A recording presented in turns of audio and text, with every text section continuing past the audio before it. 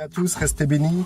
Donc non, moi je suis pas pour l'œcuménisme. D'ailleurs, l'œcuménisme concerne que les religions chrétiennes, hein, toutes les religions chrétiennes qui font une, et non les diverses religions autres que chrétiennes. Mais pour vous dire, d'après votre vision de l'œcuménisme, que en fait toutes les religions mènent à Dieu, etc., etc. Je suis pas pour ce genre de choses, donc j'arrête les gens de mauvaise foi qui veulent utiliser ce genre de propos pour pouvoir comment dire, me faire passer pour un fou.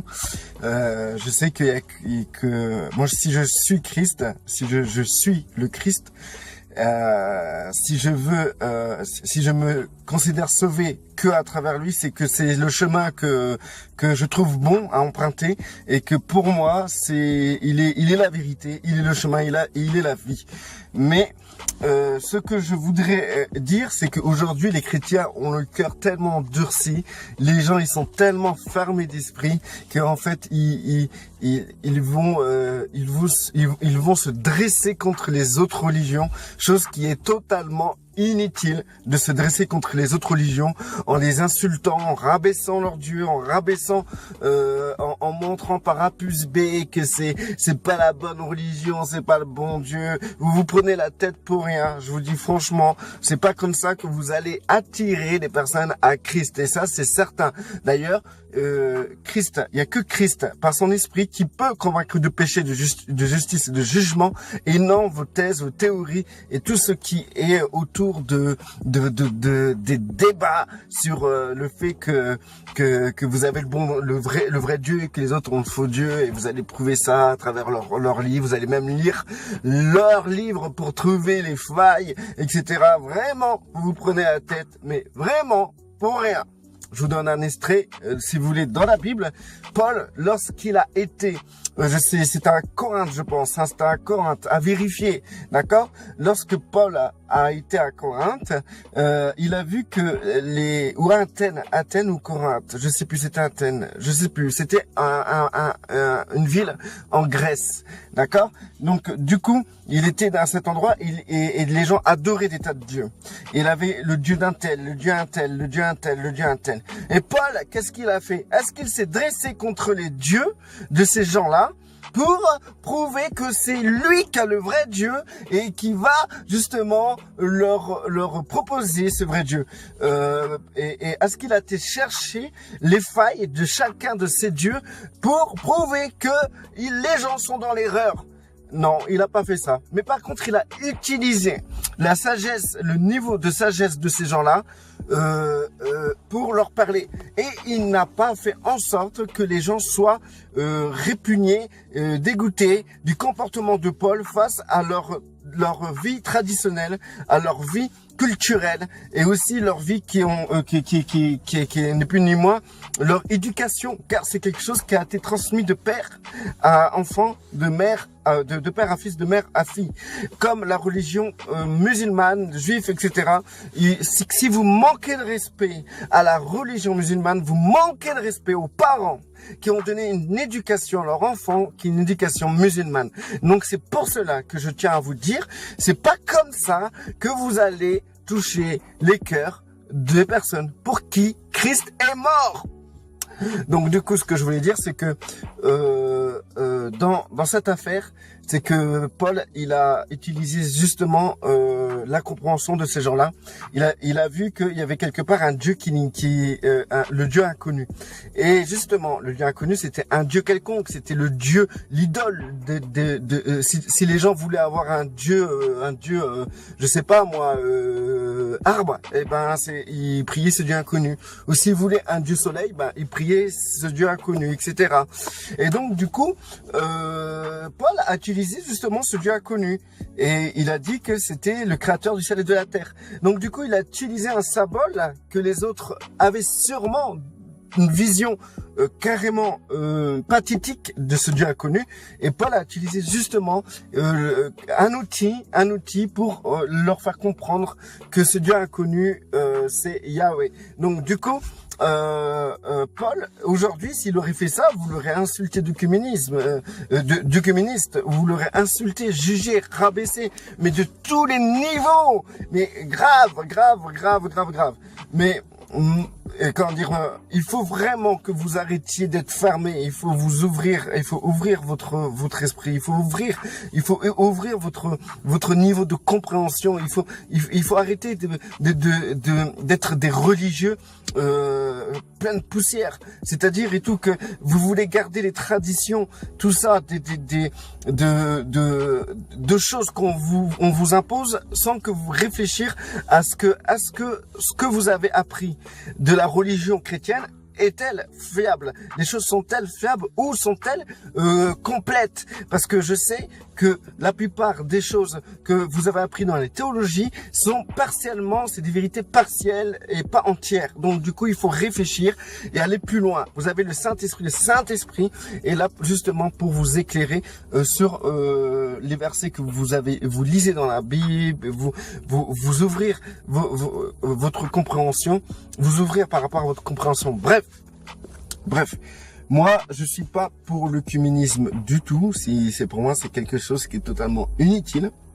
Mais ce que je peux dire, c'est que notre approche envers notre prochain dans la religion doit être réfléchie, ne doit pas être impulsif, ne doit pas être d'une manière, comment dire, débattable. Notre manière de s'approcher de notre prochain, ça doit être une manière respectueuse.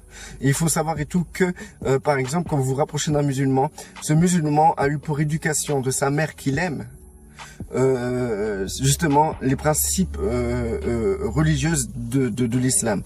Et donc du coup, si vous commencez à insulter l'islam, vous insultez ses parents. Et vous pensez vraiment que vous faites passer pour des personnes qui sont dans l'amour en insultant les parents des gens.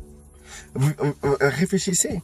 Moi, je l'ai dit. D'ailleurs, apprenez à écouter les gens. Mais je sais pas. Mais vous avez.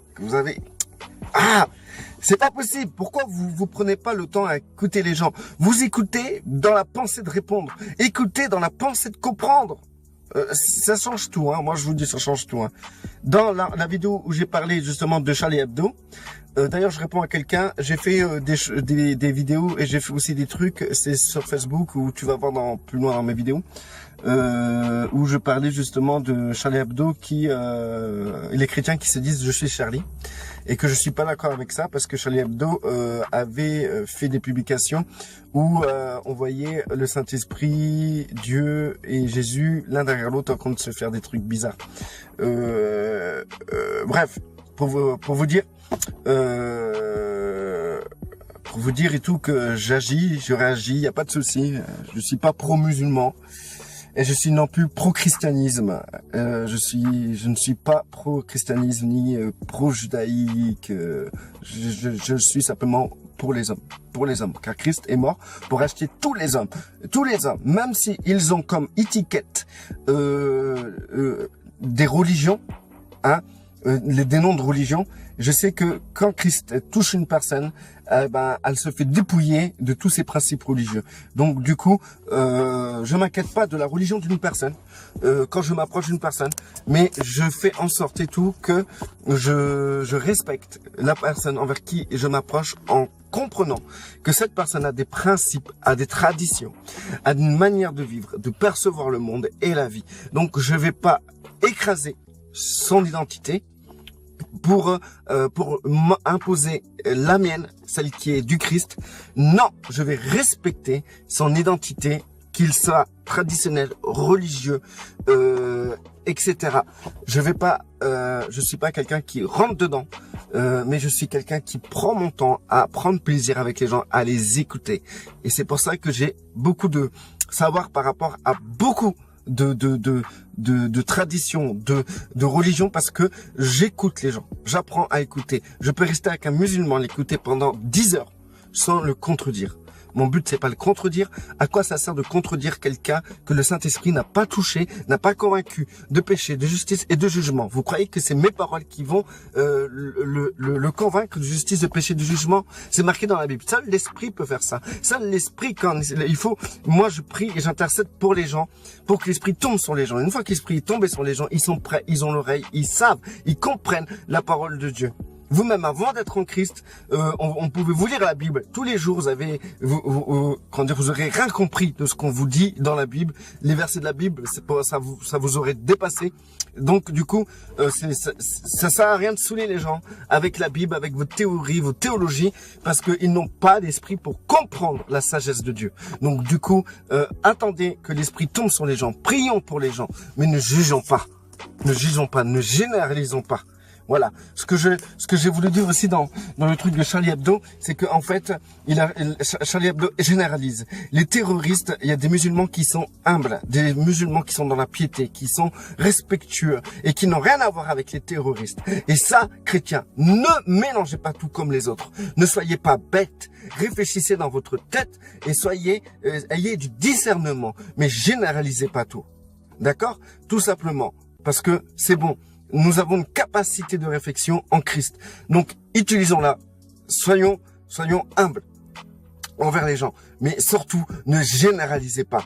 Les pères et les mères de famille qui ont des enfants et qui ont la religion musulmane, ils vivent comme toi, comme moi. Ils vivent pour nourrir leurs enfants, pour éduquer leurs enfants. Ils ont des émotions, ils ont des pensées, ils peuvent réfléchir, etc. C'est des gens bien, c'est des gens posés et c'est des gens qui ont tous besoin de comprendre que Christ les a rachetés. Donc, du coup, ne les mélangez pas avec les terroristes ou ceux qui persécutent les chrétiens. Parce que ceux qui persécutent les chrétiens ou les terroristes sont des tarés, des psychopathes, des tueurs et des malades. Rien à voir avec des gens qui ont des principes traditionnels dans l'islam. Restez bénis et surtout apprenez à écouter. Apprenez à écouter.